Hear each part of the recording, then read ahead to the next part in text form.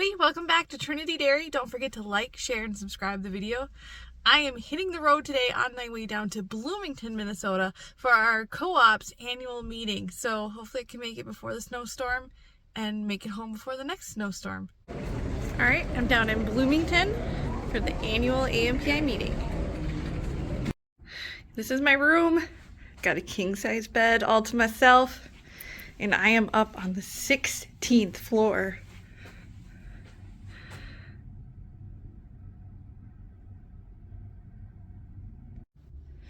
Look at that, all official. And they have a bunch of different booths while we're here. This is their cheese booth. Park over to Casville, Russell Lewis Park, you get down. I look down my fields to back at about level. That's a high point there.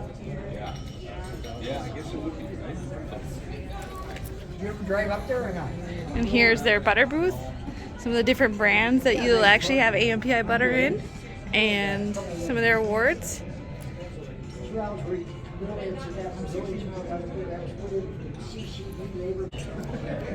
And then this one here is their non-fat dry milk, which is done in South Dakota. And then these are some of the products that it is in. We'll see how I do. They've got a dairy judging contest.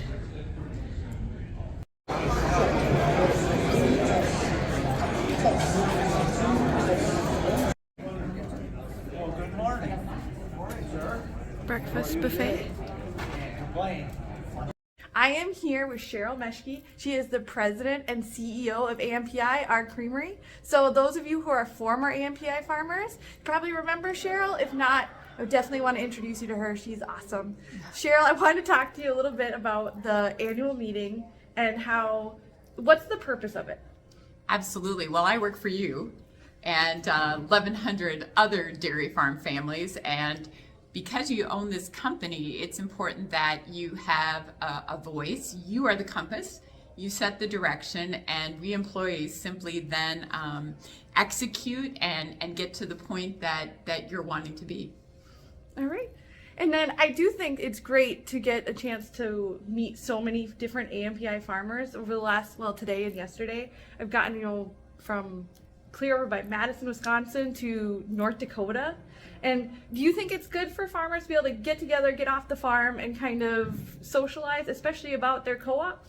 Absolutely. So we have a footprint, AMPI country we call it, the Dakotas, Nebraska, Iowa, Minnesota, and about a third of Wisconsin. And collectively, not only do you share a livelihood dairy, many different sizes and approaches, but you are also joint owners of 8 manufacturing plants. And so you can visit about those plants, the products you produce, again, give input to the direction of your cooperative business.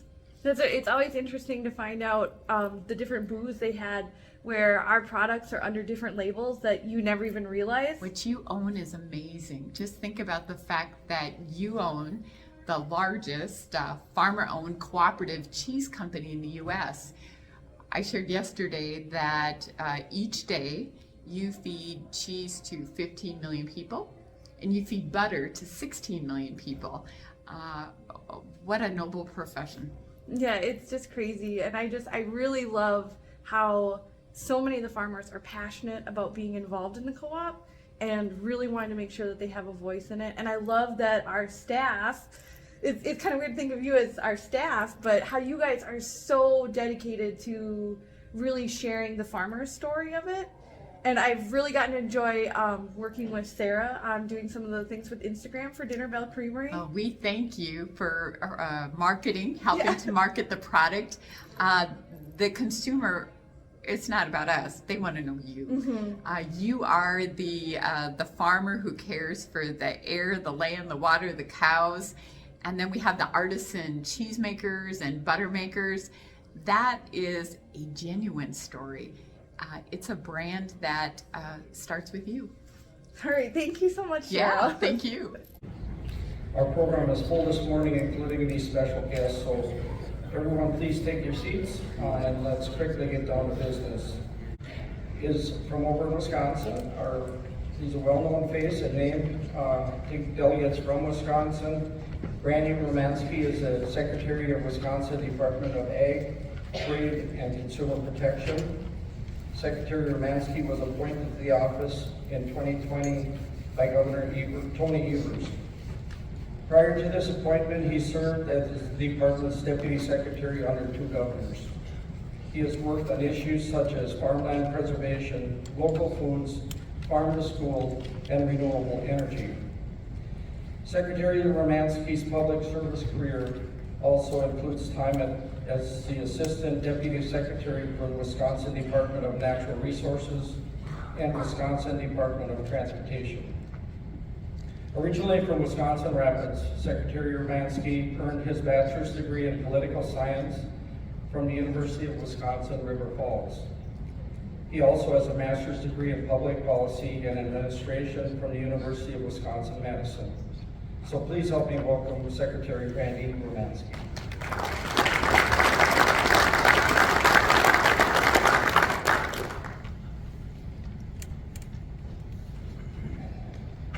Thank you very much. Good morning, everybody. Good morning. Wow, when I hear that, it's very flattering, and then in my ear, in my mind, I hear my father saying things like, "Boy, that guy can't hold a job for very long, can he?" The good news is I've liked all my jobs, and the other good news is most of my jobs have been involving the world of agriculture and infrastructure, and those 2 things kind of go together.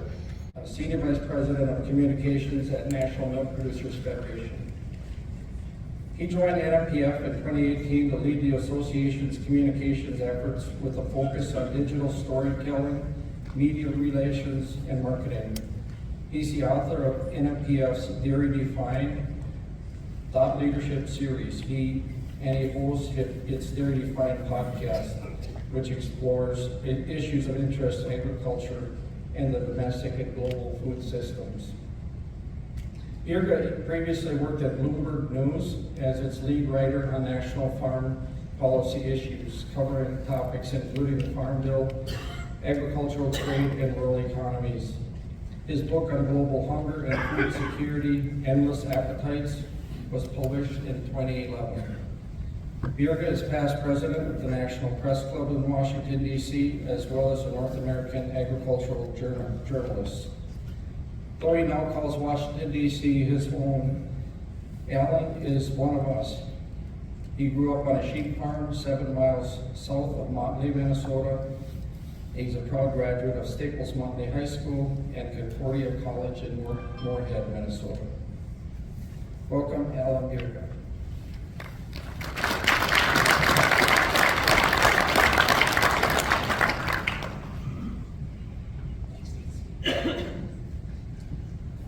Thank you, Steve.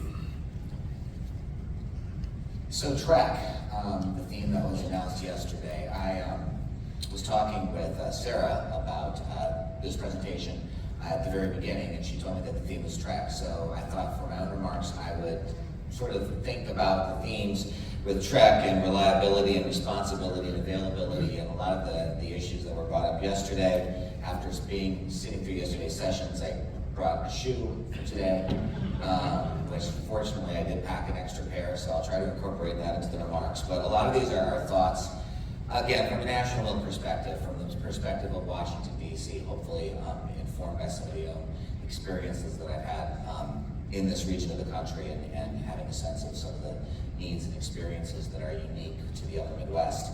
Responsibility, knowing and understanding your commitments. When there's a trust that is built with someone, you try to come through. And that's closely related to reliability, doing good for those that you are serving. When you're trying to have that sort of a bond with someone, you want to be sure that you come through, that they can count on you. That if your kid falls, that you pick them up. And if you give your kid the wrong skis, well, I'll do better next time. And thank you for letting there be a next time. And availability, right? You have to be there.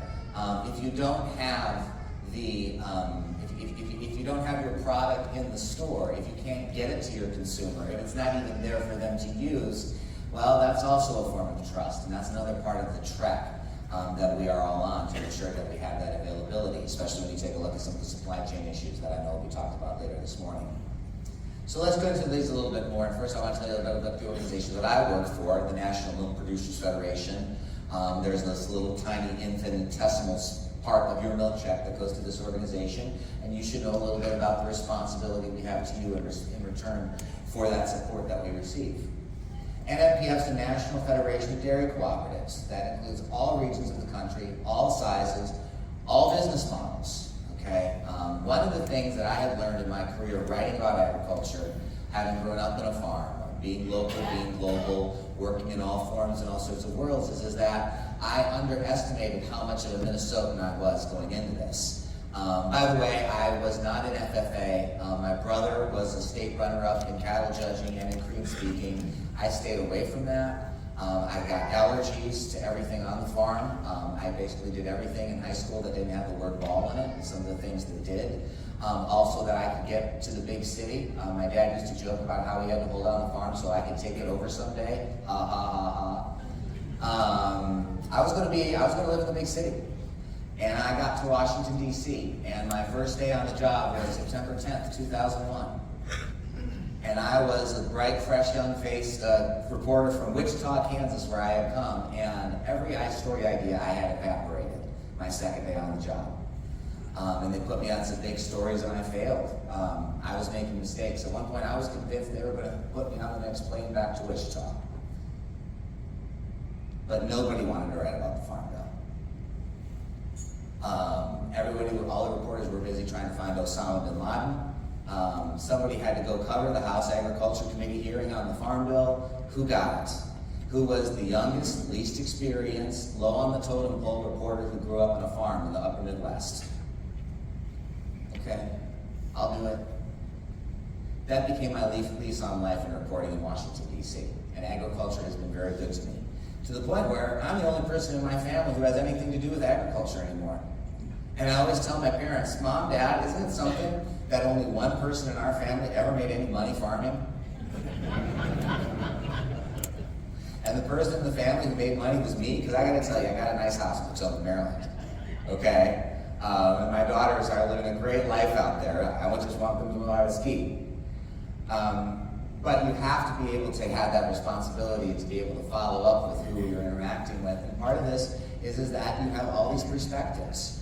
When I was covering agriculture, I realized that the South is very different. California is very different. I see Krista Hart nodding. Krista's a Georgia native. Georgia's very different. Georgia's very different. I never thought that I'd be dealing with Herschel Walker in the news 35 years after that trade. But I digress. All regions, all sizes, all big business models. It's not easy to form consensus, and yet you need to. We try at NMPF to form consensus without neglecting any perspective, without neglecting any need, but that is the art of compromise, right? Politics is the art of compromise. You're coming up with different decisions, trying to make things work well for the whole while this industry all moves forward in one direction, which is not often the easiest task. Farmers are independent-minded people. So we're working effectively on issues of common concerns. You have discussions based on common interests, and I've been in these rooms and I've heard these conversations, and I've heard Cheryl and Steve and people representing interests in forum where people have very different points of view. And I gotta say, you have some very able representation. But it's based on common interest and not having winners and losers, because if you have winners and losers on one way for too long, you start to lose that consensus that you need to move forward as an industry. And NMPF's responsibility is to attempt to forge that and move this industry forward for the benefit of all. How do we do this? We have a representative board. We have subgroups within the organization that talk about specific concerns. There have been the cheese task force. We've had a lot of discussions, over 130 on fair local marketing order reform. It's pretty comprehensive and it's taken pretty seriously. There's also regular board meetings, another one is coming up in a couple weeks, and a lot of regular communications. This is my bailiwick, this is my labor of love. I'll tell you about some of the things that we're doing in communications, but you can get any of them at nmpf.org/subscribe. And at this moment, if anybody goes down and looks at their phone, I won't be self-conscious about it. I'll just assume you subscribe to all of our publications, which I can track, by the way. So these are responsibilities, and some of these responsibilities is on. Let's go back to pre-2018, okay? Okay, the 2018 Farm Bill, we have another one coming up. Let's take a moment to look backwards and remember that before 2018, there was not a workable safety net for any dairy producer under the Margin Protection Program, which is exactly the type of program you get when the industry was not on board. I remember sitting in a press conference at the National Press Club, this was when I was still a journalist in 2014, watching NMPF and IDFA give their discordant ideas on what they wanted to do for a safety net, and thinking, this is nuts. I was covering all of the different commodities. They were not fighting the way that dairy was. I was thinking this is exactly the wrong way for a commodity to approach a farm bill, and I was right. Because the 2014 Farm Bill was not good for dairy. And the Margin Protection Program was meaningless. And in the current environment, it would be even more so. In 2018, there was more consensus, there was more of a common ask, we got the DMC, which has been much more effective than margin protection. And you also have the Dairy Revenue Protection and LGM programs that before 2018 was so limited it was essentially unworkable. Now those tools are available for farmers as part of their risk management. We've also, since 2018, had the pandemic assistance programs. Imperfectly, I put those in big parentheses, filled some gaps. While we can all talk about some of the problems that happened in the aftermath of 2020, in early 2020, we were code red, and this industry came together, and this industry did a lot of things to keep production from being an issue. Milk dumping was minimized pretty quick, and we got programs that helped. Unintended consequences, yes, that we're still dealing with as part of it as well. But you had the food boxes, and that supported Class 3, and you had the pandemic marketing program that helped remedy some of the issues that were created when that started. We still have this flaw in the Class 1 mover, and we're going to be talking about that a little bit more later. Last year we had the Inflation Reduction Act that was passed. For all of the issues we have with bipartisanship and nonpartisanship and extreme partisanship in Congress, things still do get done. And the Inflation Reduction Act had nearly $20 billion for conservation programs and an investment tax credit for methane digesters, both of which will help this industry. As you go into the 2023 Farm Bill, regardless of whether a person is a Republican or a Democrat, the simple fact of the matter is sustainability is a big deal. These goals aren't going to go away. These policy concerns aren't going to go away. They are shared by both parties. They have different approaches depending on who's in charge, but it's important to be in this discussion, and we are. And some of the funding that was made available for programs like EQIP, for example, are going to be very helpful in terms of helping with that safety net and the investments that are going to be made, that need to be made in the future. So there's more, right? Stepped up basis in the tax code. There were issues coming up with inheritance, and NPF working with a lot of organizations, including Farm Bureau, helped head that off. Well, there's no doubt Alan is a friend of dairy farmers, and the Midwest is definitely close to his heart, so we're very happy that we have him out there working for all of us. So thank you, Alan. We appreciate your work, and the entire NMPF team for doing work to ensure a brighter future for U.S. dairy. In data released earlier this month, it was confirmed U.S. dairy exports hit a record $9.51 billion in 2022, outperforming the previous record of $7.61 billion achieved in 2021. This accomplishment is due in no small part to the efforts of U.S. Dairy Export Council, led by our next guest, Krista Harden. In February of 2021, our next speaker became only the third president and CEO to lead U.S. DEC since its inception in 1995, and its first ever female chief executive. On behalf of U.S. Dairy, she directs a staff of dairy trade specialists, trade policy professionals, and global marketing teams working in 10 international offices. U.S. Dairy Expert Council team works to facilitate dairy product and ingredient application knowledge, identify market opportunities, monitor regulatory activity, and work toward improving the business climate for U.S. dairy.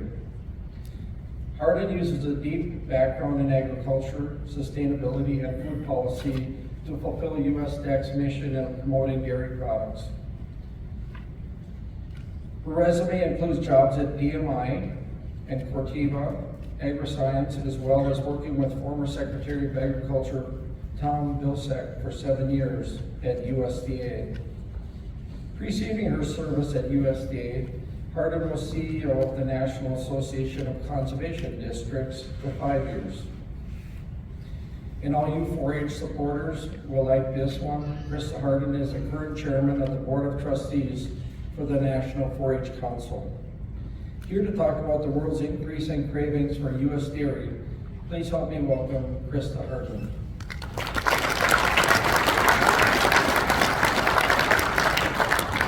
Good morning, everybody. It's great to be with you, and you will know that Alan is right. I am not from southern Minnesota, or southern Wisconsin, or southern Iowa. I am from Georgia.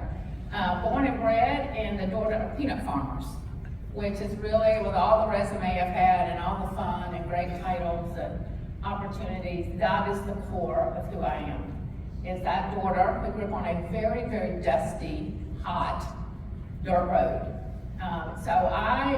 There's not many people that could get me to come to Minnesota in February, but Cheryl. So I'm hoping Cheryl is going to have a really good connection with Mother Nature, and I'll be on that plane with Alan when we leave. But I was brought into dairy.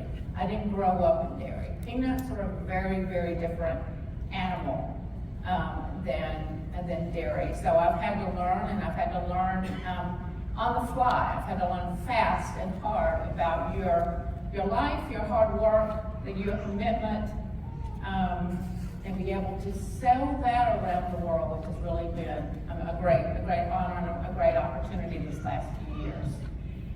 Steve was right. We're going to get into some of the numbers and talk about really what you're doing overseas and what that means. But I want to talk to you a little bit about our organization, because you're a member, as you know, a very important member for us, one that really carries a great message and product around the world. I run into Marshall and all sorts of fun places and interesting capitals around the world on your behalf, selling your great products, convincing consumers and customers around the world, educating them about not only what you do, why you do it, and the result of that hard work and the great products that you produce. So it's a great relationship. You're an important member of our organization.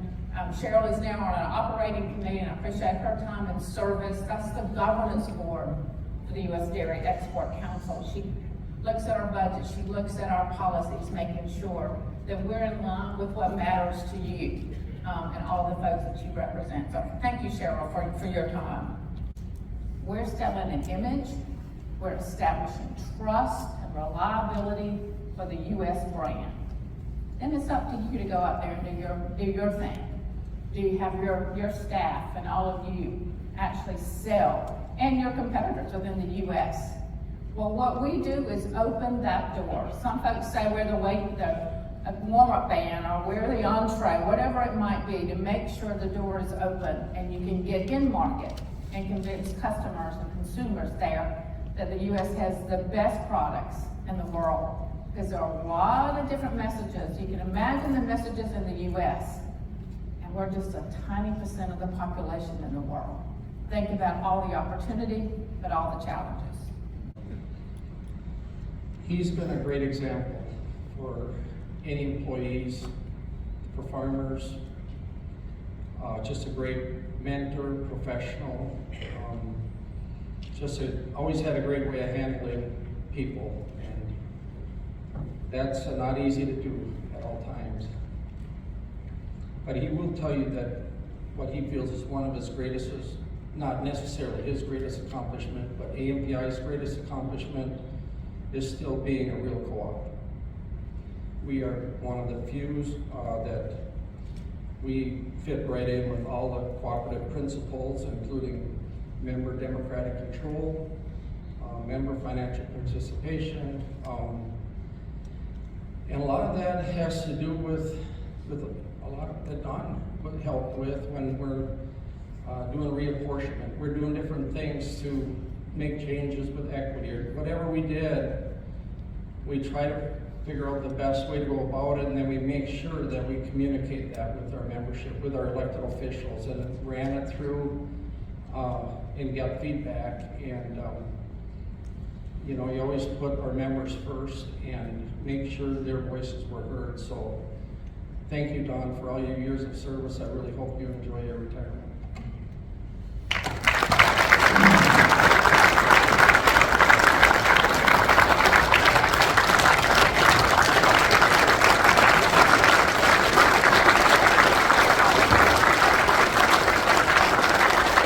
Hey everybody! You never know who you're going to run into around these meetings. Familiar face for sure, George Gierok at Gierok Farms. How are you enjoying the meeting? Yeah, I went and I took my cowboy off and I got my, original hat on. Yeah, you were easy to spot yesterday with the Yeah, cowboy I hat. thought so. I thought so. That's always a good thing when your wife is looking for you. Yeah. I'm usually one lost in these big hotels. Oh yeah. I feel like a squirrel in a cage here. We should have something to shovel, something to. Something to do, right? Yeah. Right. It's always a hard thing. You always wonder what's going on at home. Well, I know it's getting well taken care of, but I do got a few things I would love to address before all hell busts loose with this weather. Yeah. But, That's for sure. It was great seeing you oh again. yeah, it was nice running into you too, and I'm sure we'll be seeing more of each other. Oh, so. for sure. Home again, home again. I cannot wait to see the kids.